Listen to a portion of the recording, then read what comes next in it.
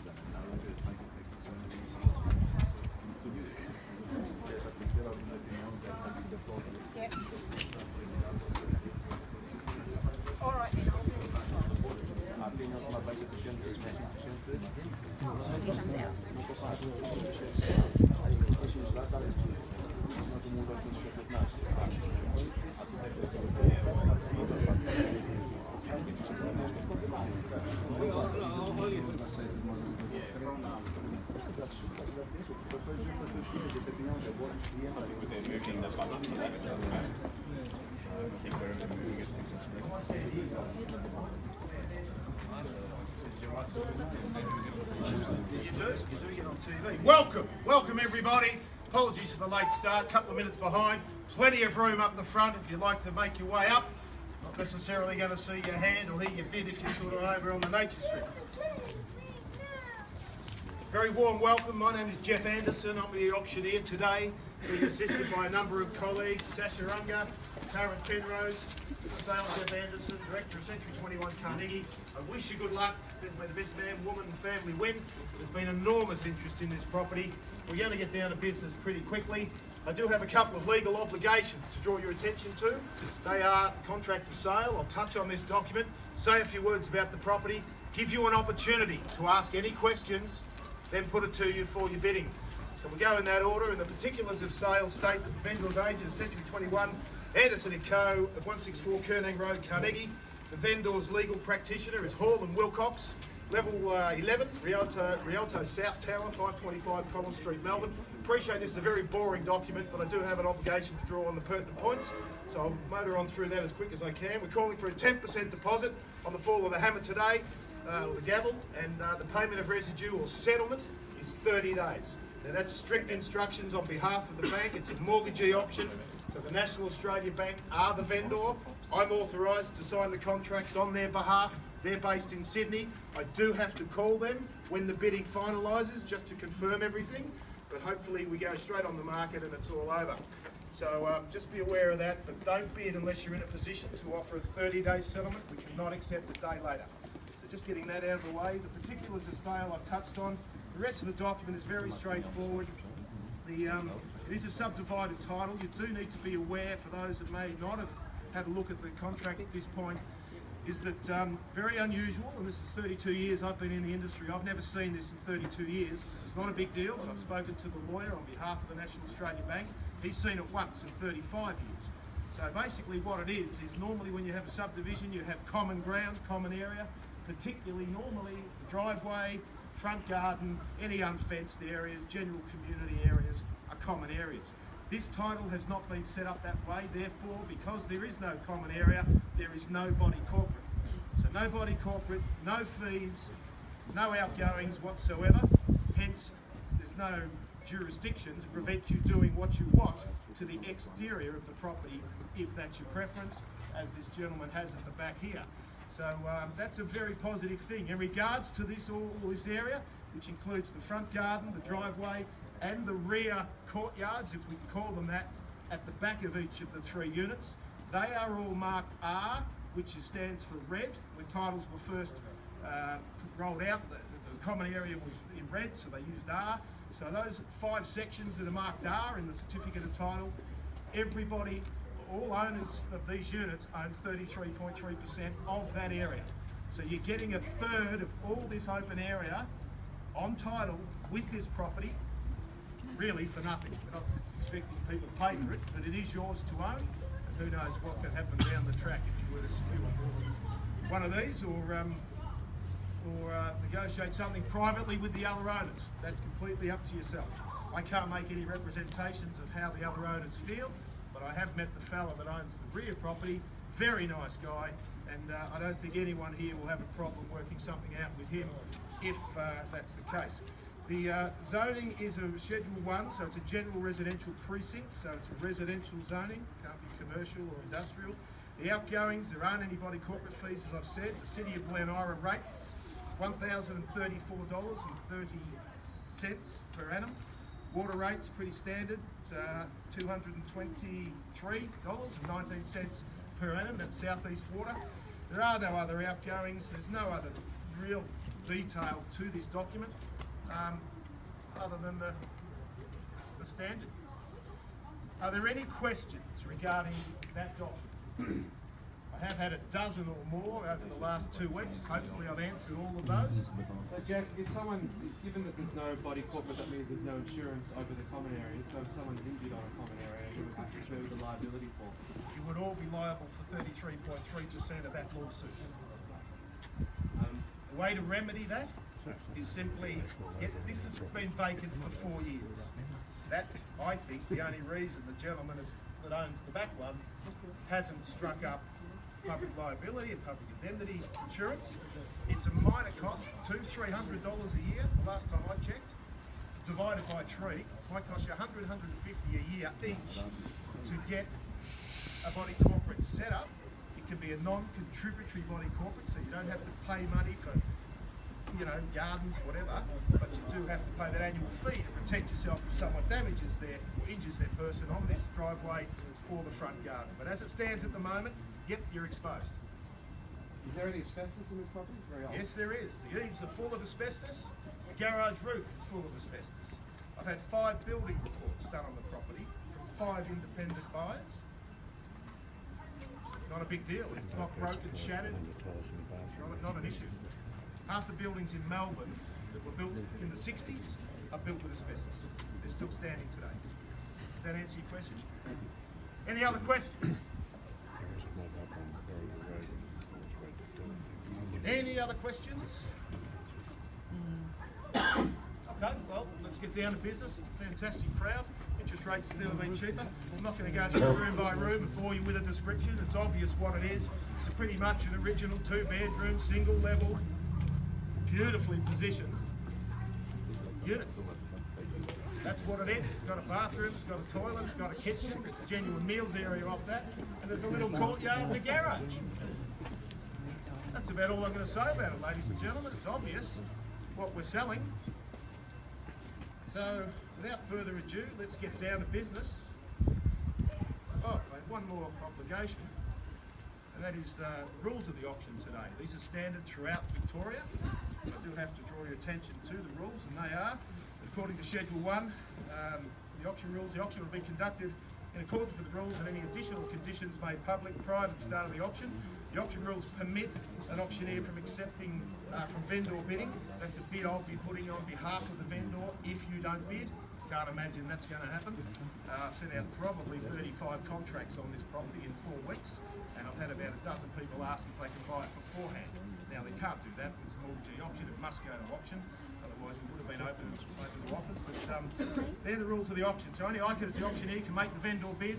There'll be no late bids accepted. Once the gavel hits my hand, it'll be all over, so you can't bid once that happens, so make sure you're holding the highest bid if you're seriously here to buy it. So the rules permit vendor bids, and as I say, it is illegal for any person to make a disruption at an auction or prevent others from bidding at auction. So that is also illegal. Just getting that out of the way. But they're the standard rules, nothing to be scared about. I'm here to help you. Don't be fearful, but if you don't bid, you can't buy and I can't sell.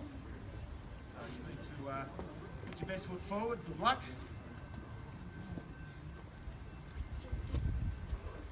Over to you, ladies and gentlemen. I don't care where we start, it's where we finish that's important. Unit 2, 420. Welcome, sir. At 420,000, I'll take the bid. At 420,000 now, we'll go in $10,000 lots. At 420,000, sold 2-bedroom apartment. This condition was a lot more than that just a few weeks ago. Very good buying at 420. What about 30?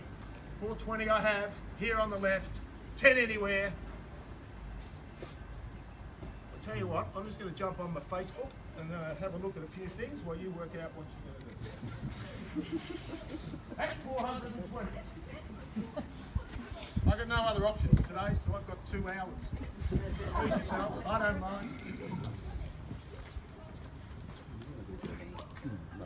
At 420. Saw this one first, sir. Was that 10? Yep. Okay, I've got 430 in front. 440, thank you, and welcome. 50. At 50 here. 60. 70. 70. 80. 90. 90. 500. 5. 10. 10. 20. 20. Let him have it. Never set your limit on a round number, sir. You don't buy property that way. At 520, what about 5? It's not for me, so there's no limit. Well, not your money then. Spend it. At 420, here. Sorry, 520, did I say 420? 520 I have. At 520, thank you, sir. Been with me all the way at 520 now. What about it? I'll take 5. Can't be fairer than that. Blue chip position, right in front. 1 street away from trains, parks, shops, everything at your fingertips. And the most desirable accommodation being single level. I don't build them like this anymore, the land's too dear. At 520 now, 5 anywhere. Okay, I've got 5 at the back. I assume it's the same man, same gentleman. Yep. At 525 here. 26. Yeah, I'll take ones. I'll be fair, it's a nice day. 30. 530. 31. 1. 33. 33. 5. 5. 7. 7. 8. 538. 40. 40. 542. 542. 44. 44. 45. Round me up to 50, sir. A long time since I went to school, it's hard for me to count. 45. 45, okay, I'll take the beer, we'll give it a 1,000. 545, yeah. 47. 47. 550. 550. 51. 51. 3. 53.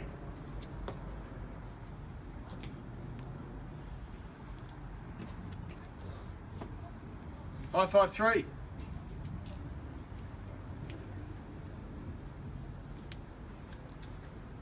1,000s.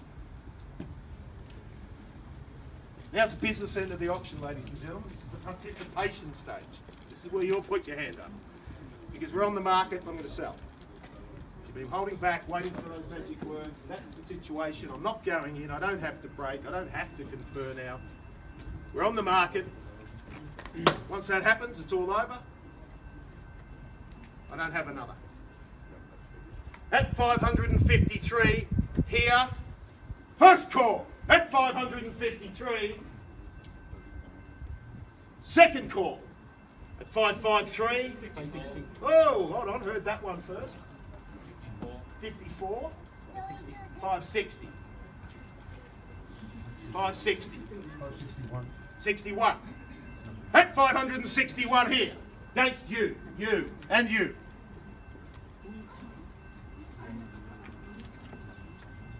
What about it? Caution you again? Okay then. 62. Here. 3. 5. 6. 7. Yes. 7. First call. 6 here. 570, good decision. Got a knockout bid, given me 4, but I'm in ones. At 570 here. 571. 571. At 571 in ones. 2. Haven't forgotten you, sir. At 572. Behind me. 5. 575.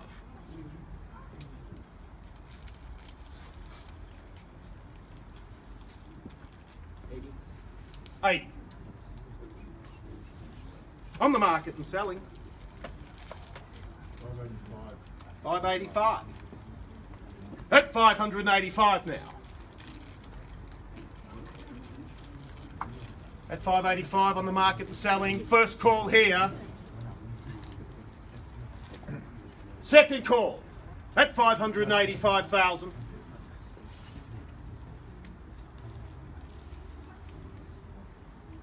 out, sir. 1. 586. 587. 588, can I say?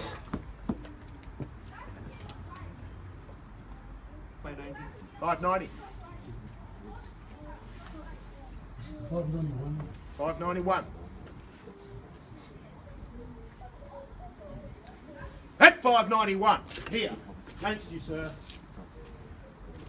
Feel rude having my back to you all the time. I'll come and have a look at your face for a minute. In or out, sir? I'm in thousands. I get a sell. 592. 3. At 593. Where we started on the second bid at 593, and I appreciate his participation and cooperation right through. At 593, 4, 5. Is that a bid, sir? No? Okay. 595, here. It's only money, sir. Can't take it with you. At 595, it's here. Against you, 600. Done. At an even 6. Hopefully you haven't set your limit on a round number. 603. 603.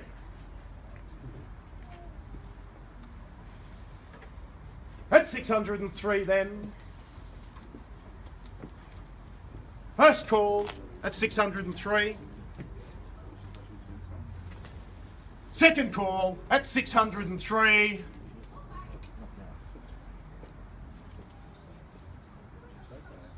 Third and final call at 603. I'm selling. Finished. Silent and done. He has. At 603 then. Be quick. It's going. It's going.